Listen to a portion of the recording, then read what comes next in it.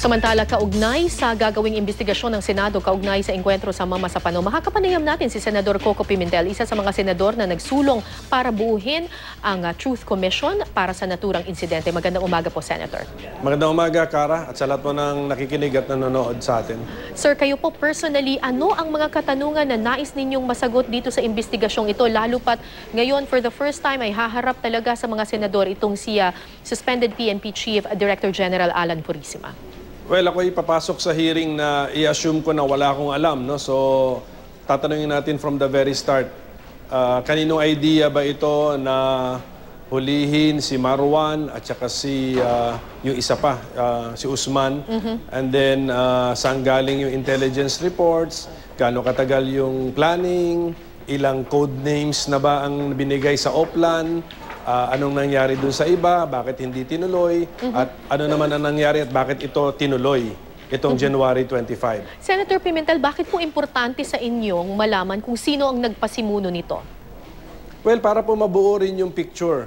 Kailangan wala tayong tanong na i-disqualify, wala tayong facts na hindi natin aalamin. So, alamin natin yung buong picture kasi kung ang habol natin dito ay katotohanan, dapat yung buong picture makita natin. Pati liability, kung sino ang may pagkukulang dito. Kailangan malaman natin yung buong storya. Senator Pimentel, nagbigay na ng pahayag 2 beses si Pangulong Noynoy Aquino, pero marami pa rin mga katanungan na naglalabasan na humihingi pa rin ng kasagutan. Isa na rito yung sinasabi na kung sakasakaling mapatunayan nga na nagbigay siya ng authority dito kay ngayon resigned PNP Chief Purisima, may liability ba ang Pangulo kung sakasakaling ang totoo itong mga balibalitang ito, Senator?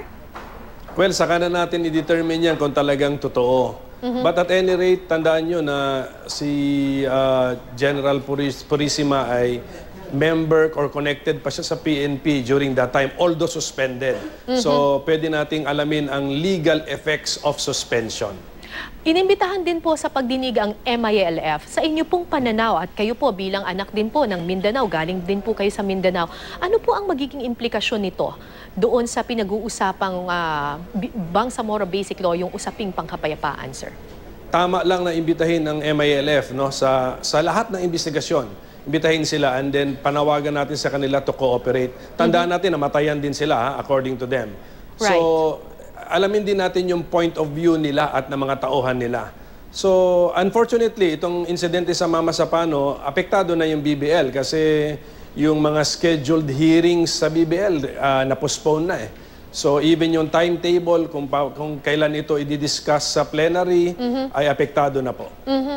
Senator, yun nga po, yung ilang mga sektor ang hinihingi sa MILF ay magpakita ng sinseridad bago natin ipagpatuloy itong usaping pangkapayapaan. Sa inyo pong pananaw, ano po yung mga paraan para maipakita po ng MILF ang kanilang sinseridad dito sa usaping pangkapayapaan?